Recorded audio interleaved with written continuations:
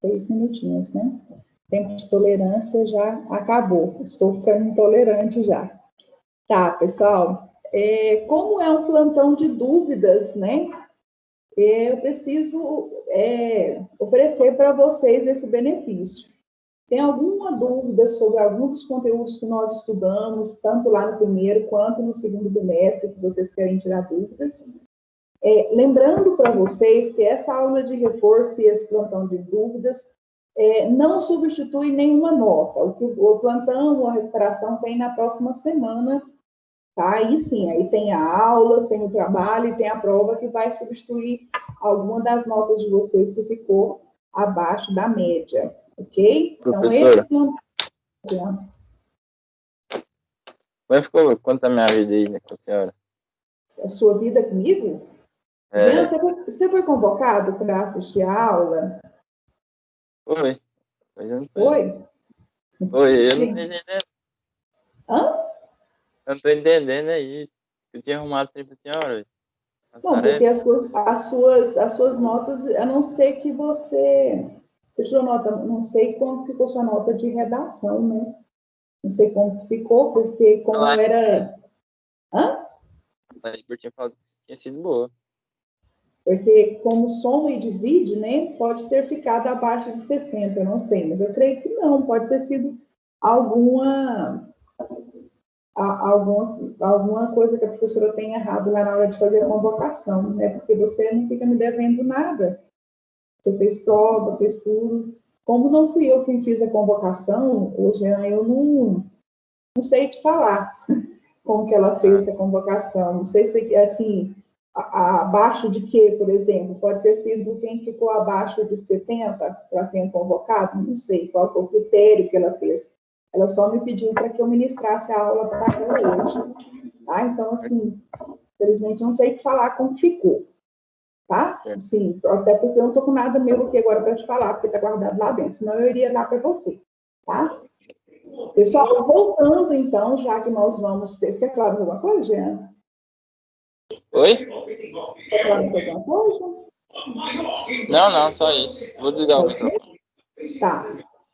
Depois eu dou uma olhadinha lá e te falo no privado, ok? Porque Ok, assim, de cabeça eu realmente não me lembro, tá? Não é por maldade, não, é porque eu não me lembro mesmo. Tá, pessoal. Mais alguma pergunta que vocês gostariam de falar? Queriam perguntar alguma coisa em relação a conteúdo dos bimestres anteriores? Um tanto de gente, né? Nós 4. Olha que coisa boa. Isso é o sonho de todo professor dar aula só para 4 alunos, né? Principalmente na hora de receber e-mail, de corrigir prova, né? Isso é bom demais. Tá, pessoal. Então, pelo visto, a gente vai ser só nós mesmos. No segundo bimestre, eu fiz uma aula para vocês, gravada, sobre os conflitos do Oriente Médio, né? Uma aula que a gente gravou pelo Loom e enviei o link para vocês.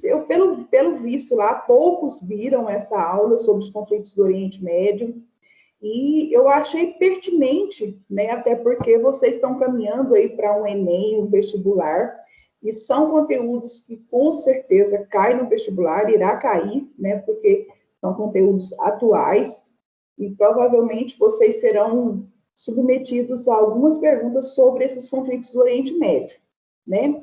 Pensando nisso, eu trouxe para vocês hoje para a gente falar sobre 2 conflitos do Oriente Médio. Conflitos que estão aí sempre sendo falados na mídia, mas é bom a gente reforçar.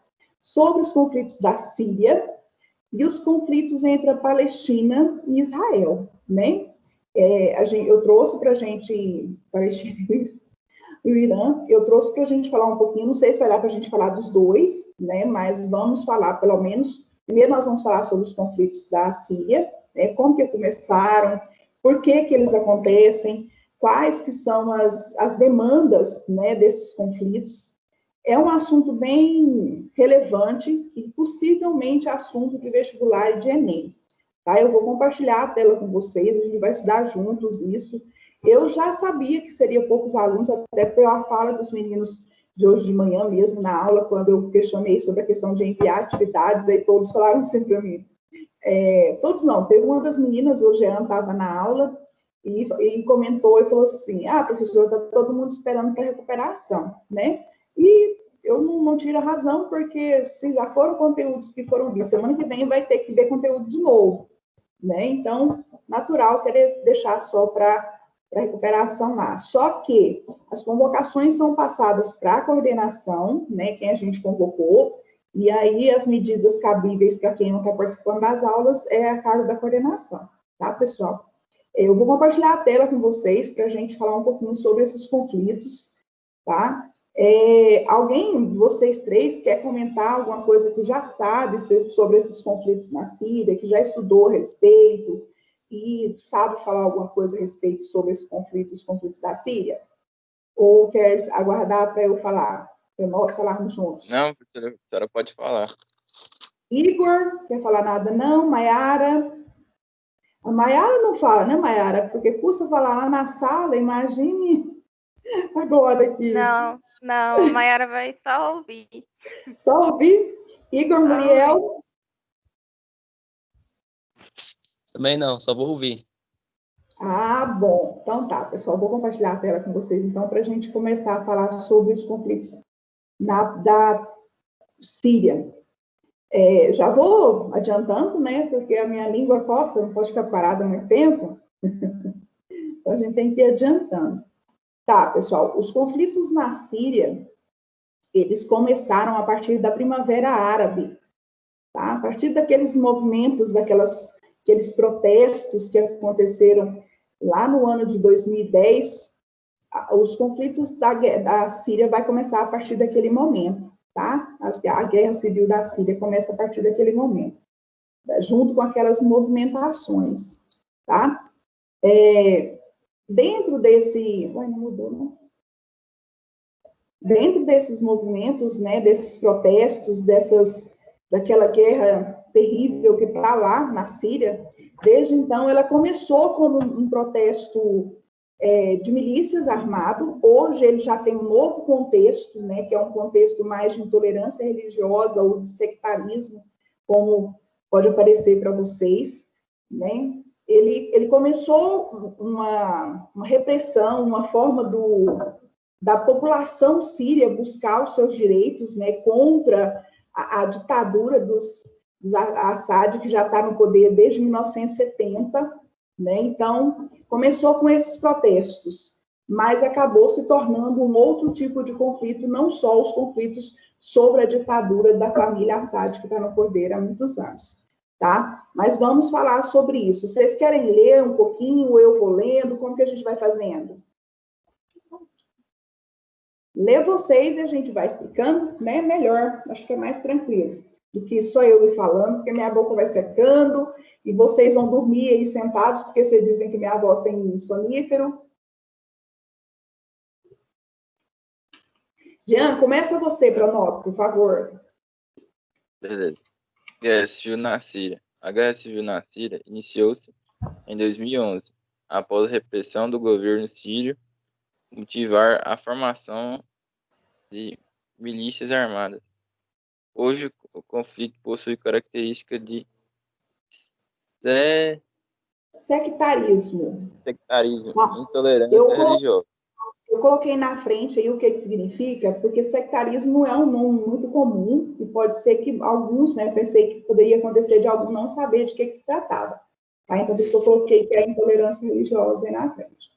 Pode continuar, Jean. A Guerra Civil na Síria aconteceu desde 2011 e é considerada um dos grandes desastres humanitários dos últimos anos.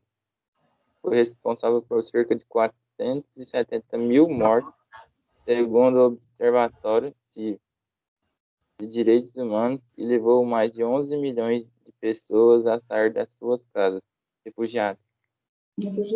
Tá, essas são as consequências, né, até então, dessa guerra na Síria, que elas, aqui no texto fala desde 2011, mas alguns protestos começaram em 2010, tá? No mesmo contexto da Primavera Árabe, que aconteceu em 2010, tá? Essas são algumas das consequências, né? 470 mil mortes e 11 mil pessoas 11 mil refugiados que estão longe de casa, né, por conta dessa guerra que começou lá em 2011. Igor, Muriel, pode ser você agora?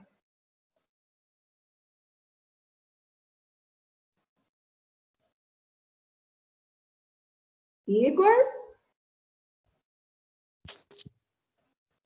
A guerra civil na Síria é um desdobramento dos protestos que aconteceram no país a partir da Primavera Árabe, que chegou à Síria em janeiro de 2011. O país do Oriente Médio é governado de maneira ditatorial por Bashar al-Assad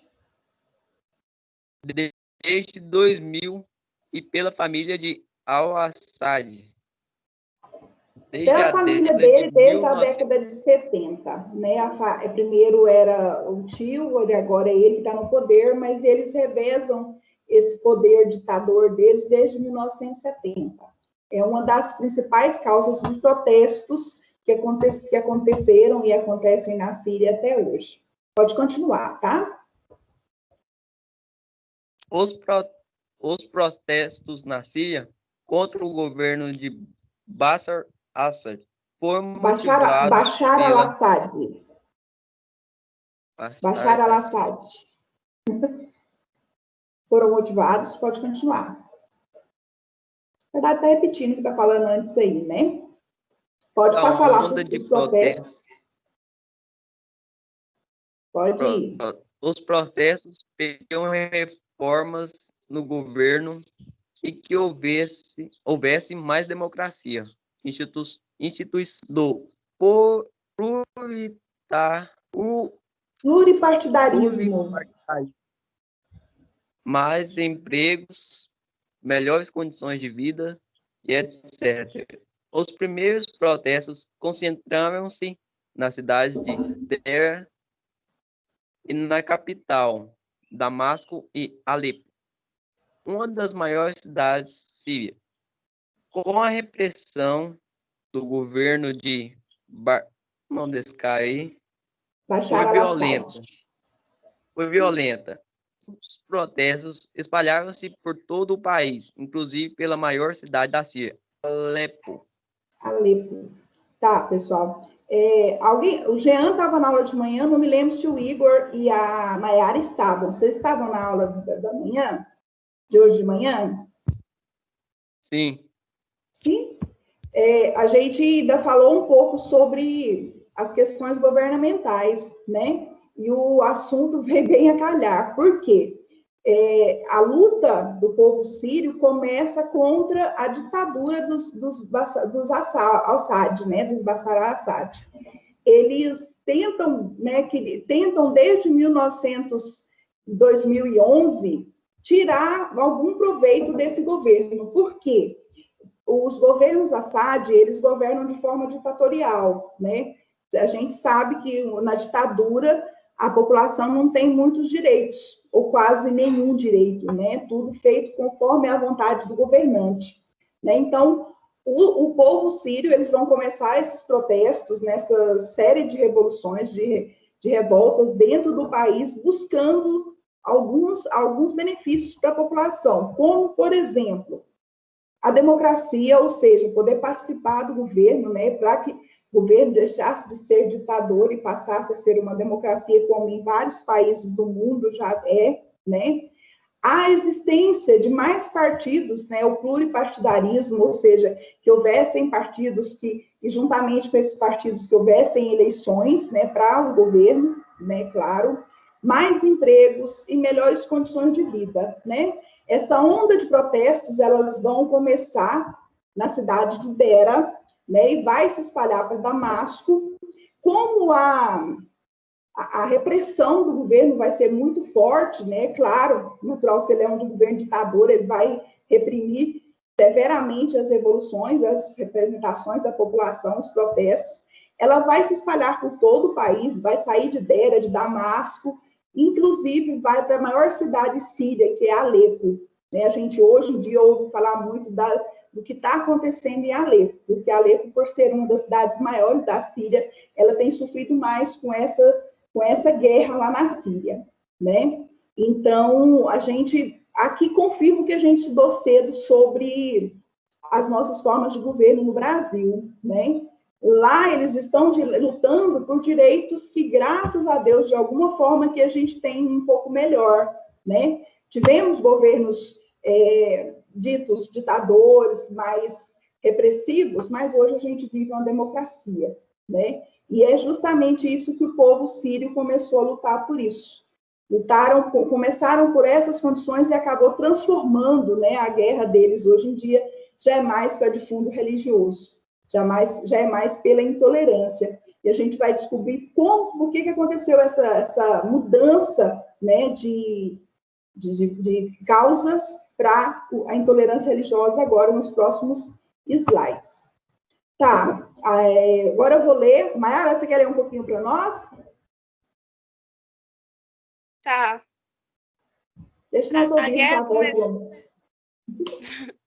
A guerra começou quando os grupos que atuavam nos protestos juntaram-se aos militares desertores e formaram milícias armadas. Essas milícias armadas tinham como objetivo revidar a violência do governo e expulsar as tropas do exército sírio de suas cidades.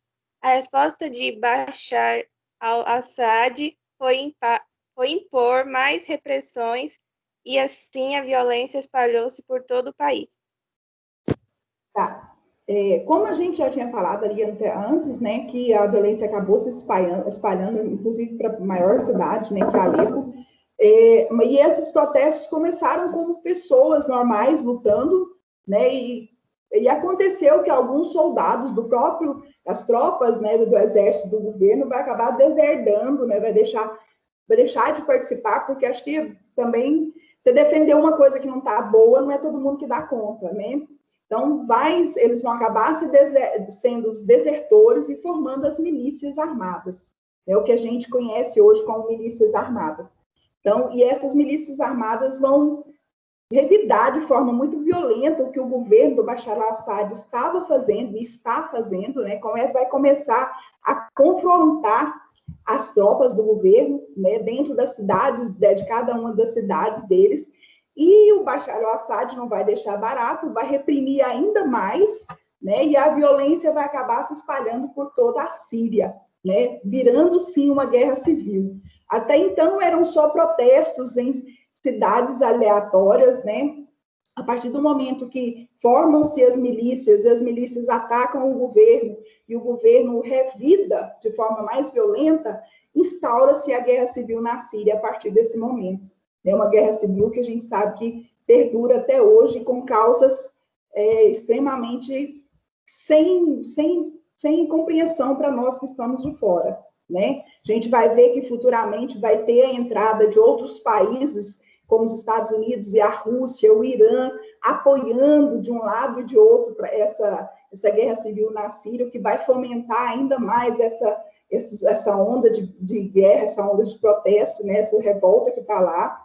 Então, vai ficar os Estados Unidos apoiando de um lado as milícias, a Síria do outro lado apoiando o governo, a Rússia apoiando o governo, e isso só vai fomentando ainda mais um problema que já generalizou dentro da Síria, né? Vai só aumentando mais o problema.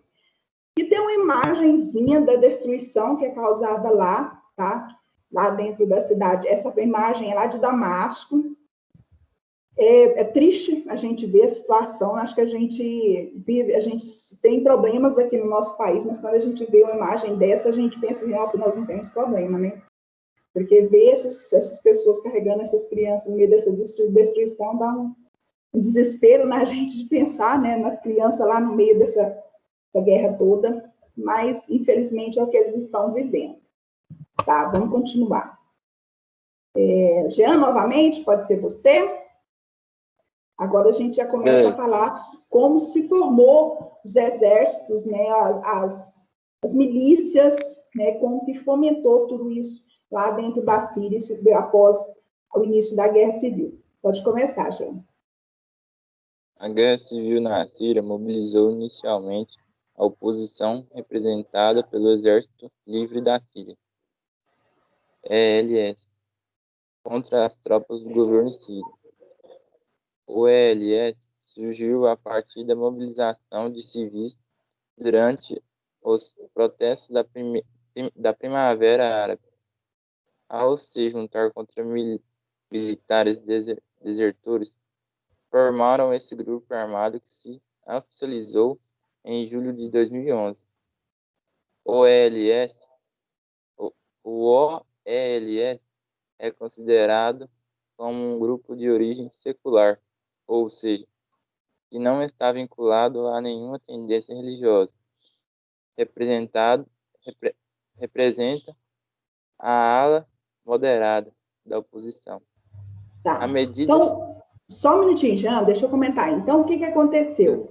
O primeiro grupo que se formou, né, para lutar contra os desmandos do Bashar al-Assad, né, porque já era 2011, ele já estava no poder, né, foi o ELS, né, e é o Exército Livre da Síria, ou seja, era o pessoal civil que se juntou aos militares desertores, né, foi o primeiro grupo armado que começou a lutar contra os desmandos e lutar pelos seus direitos contra o Bashar al-Assad, né? À medida que o conflito vai avançar, vai surgir outros rebeldes, como a gente vai ver agora, logo em seguida. Mas o primeiro grupo que surgiu foi o Exército Livre da Síria. Quem foi esse grupo? Quem vai lutar contra as tropas do governo vai ser os civis, né, que começaram os seus protestos lá na Primavera Árabe, em 2010, quando eles se juntam com os militares desertores, tá? Os militares que faziam parte desse exército, que agora vai ser combatido pelo Exército Livre da Síria. Ok, Jean, pode continuar, tá? À medida que o conflito avançou, outros grupos rebeldes foram surgindo, mas de origem extremista. O maior desses grupos rebeldes extremistas é a Frente Fatah al-Sham. Fatah al-Sham. Fatah al-Sham. Esse eu também. Antiga Frente al-Nura. De orientação sunita. Esse grupo, até julho de 2016, era o braço armado da Al-Qaeda na Síria. A desvinculação da Frente Fatah al-Sham, até onde se sabe, aconteceu pacificamente. Tá, pessoal. Falando um pouquinho sobre essa nova frente aí, né, que não é tão moderada contra o exército da Síria, já é um grupo, como que eu vou dizer, extremista, né? Futuramente a gente daqui a pouco a gente vai falar sobre o Estado Islâmico, né?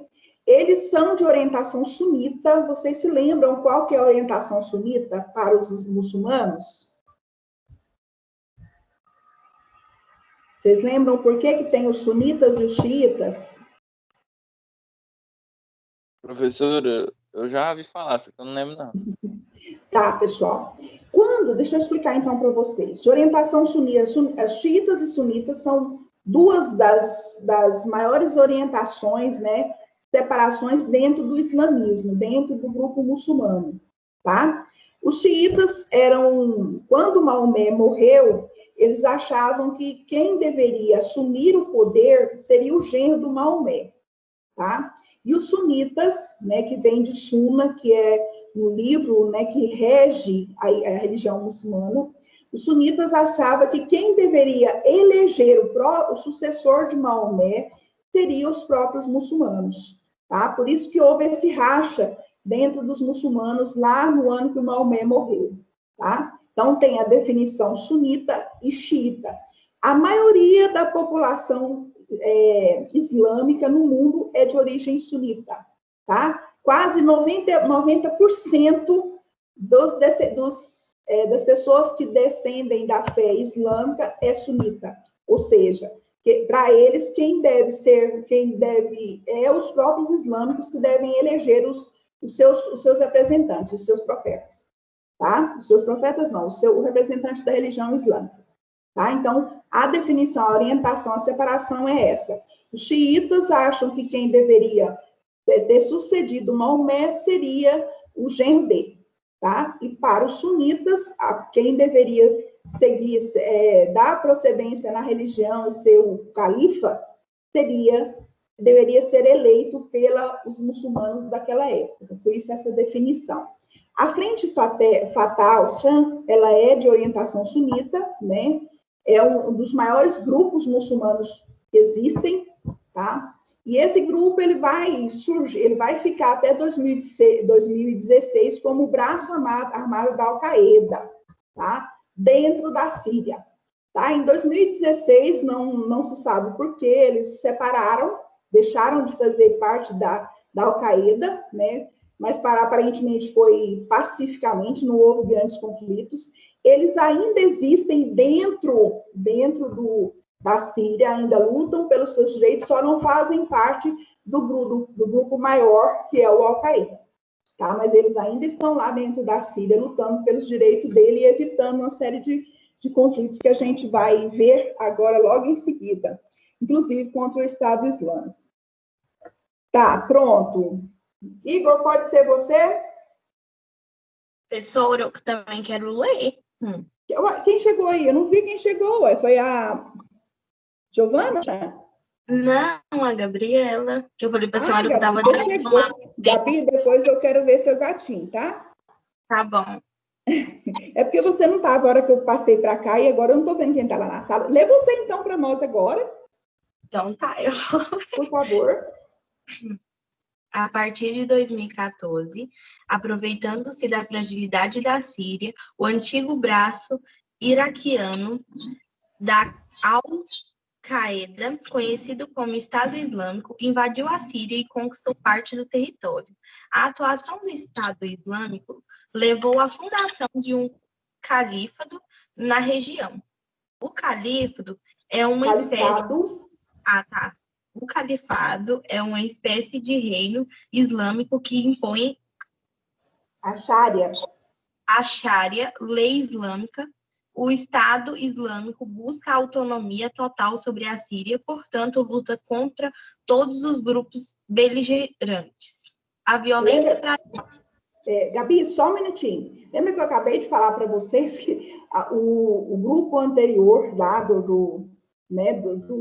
dos sírios, eles separaram da Al-Qaeda, né, o Fatah al-Sham, e o que aconteceu? Desde 2014, o braço armado, né, da Al-Qaeda, além daquele outro grupo, já estava dentro da Síria. Eles já tinham invadido a Síria. Até um dos motivos pelo qual o outro grupo separou deles. Né? Por quê? Porque a partir desses momentos, eles vão começar a lutar contra o Estado Islâmico. Porque o Estado Islâmico, por ser mais preparado, ter um jeito muito diferente de lutar diferente dos outros, ele vai conquistar vários territórios dentro da Síria, né? E vai impor a sua vontade dentro da Síria, né?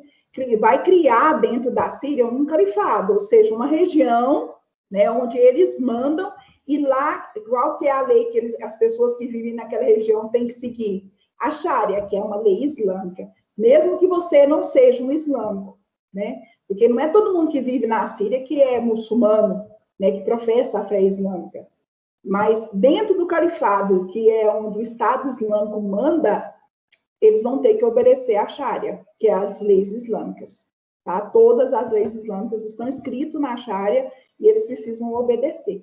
E esse Estado Islâmico, ele acaba agora, além dos outros grupos terem que lutar contra o governo ditador, ainda tem que lutar contra o Estado Islâmico, né? Então, agora eles ficaram divididos entre 3 grupos, o Estado Islâmico lutando contra um grupo, né? Contra o grupo que está lutando contra o governo, e lutando contra o governo também, tá? Então, agora a coisa lá virou, como se diz, virou uma bola de neve.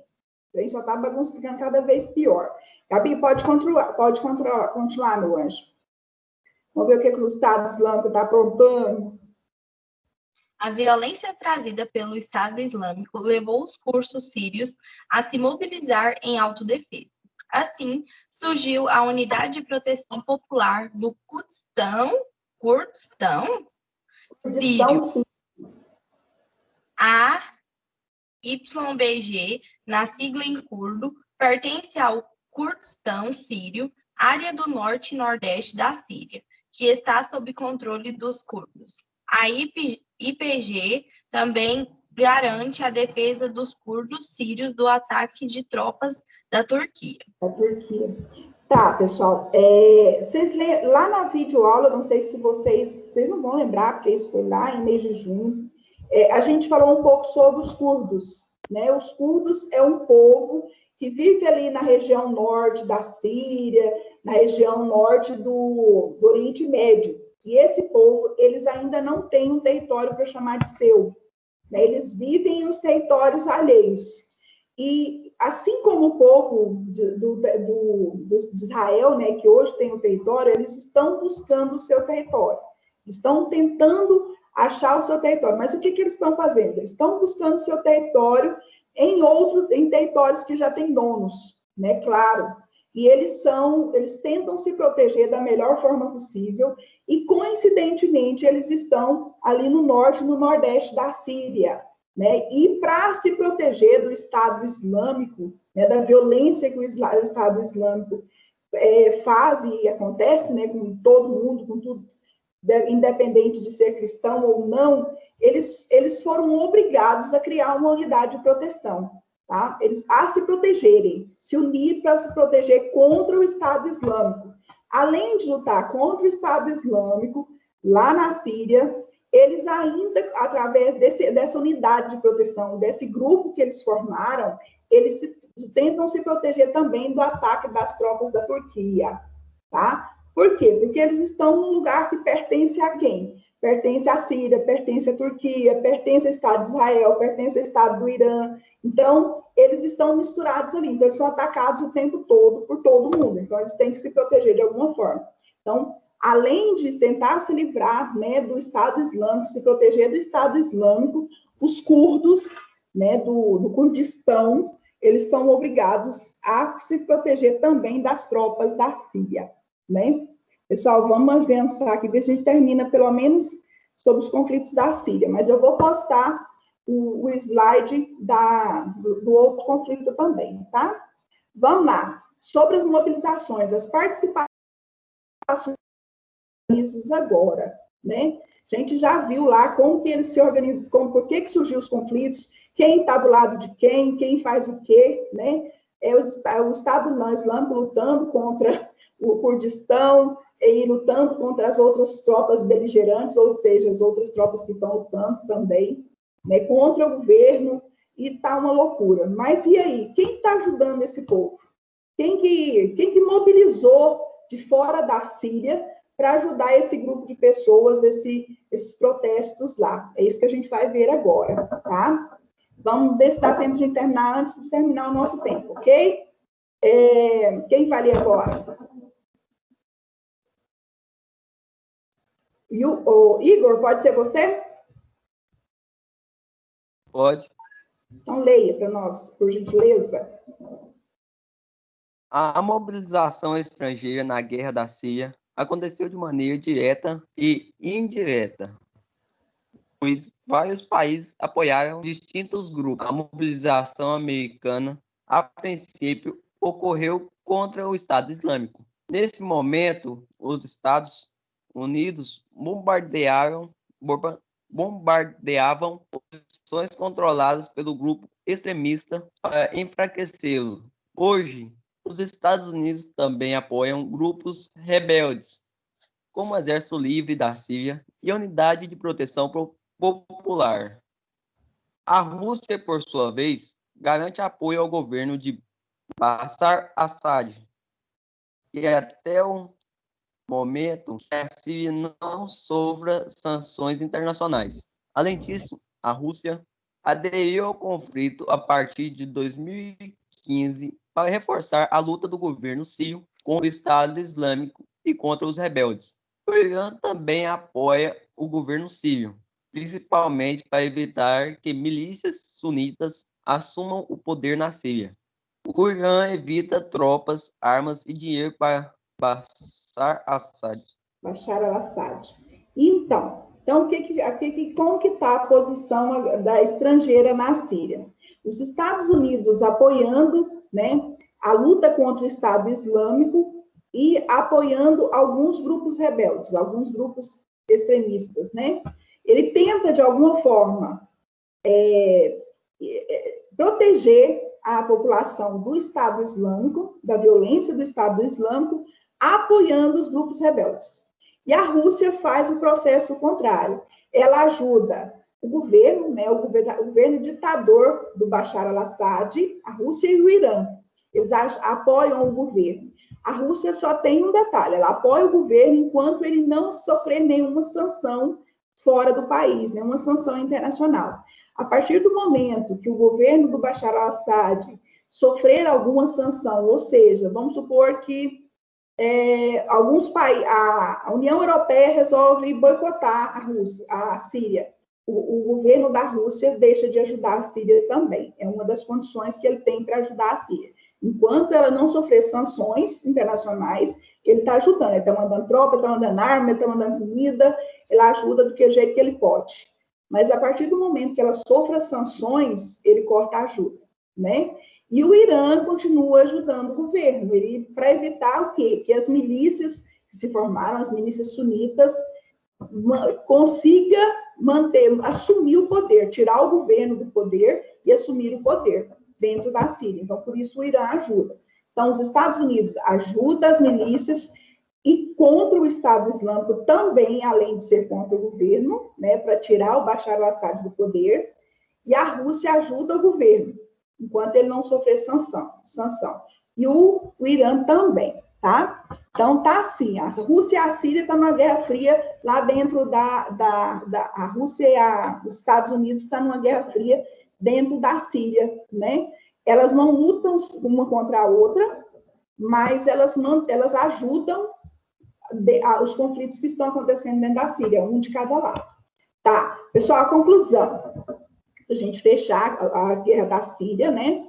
A guerra civil na Síria segue com grande definição. O território sírio hoje se encontra fragmentado entre os vários grupos existentes, né? De todos esses grupos, cada um deles manda num pedaço, né? Virou a casa da mãe Joana.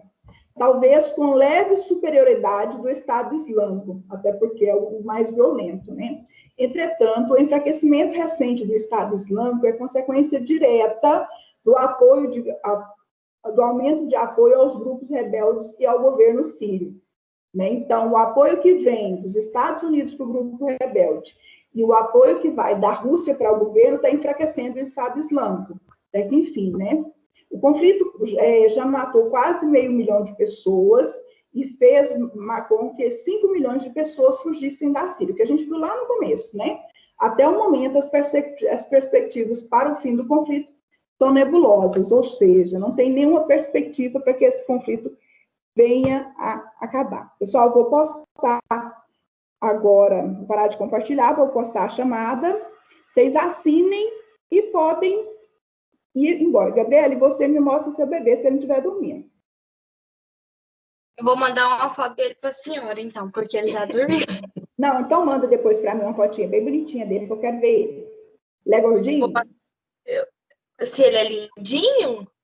Gordinho? Lindinho eu sei que ele é, com certeza. Ele é fofinho. Professora, assim, ele não é aqueles gordão, não, sabe? Ele é gordinho, assim, mais ou menos. Fofinho. Fofinho. Dá para dar uma esmagadinha. Dá vontade de dar umas mordidinhas nele de vez em quando? Eu que os seus colegas não nos ouçam, tá? Eu vou parar de gravar para contar um negócio para você. Tá bom. Pessoal, o link da chamada tá lá, tá? Podem assinar. Deixa eu só interromper a gravação aqui, porque eles vão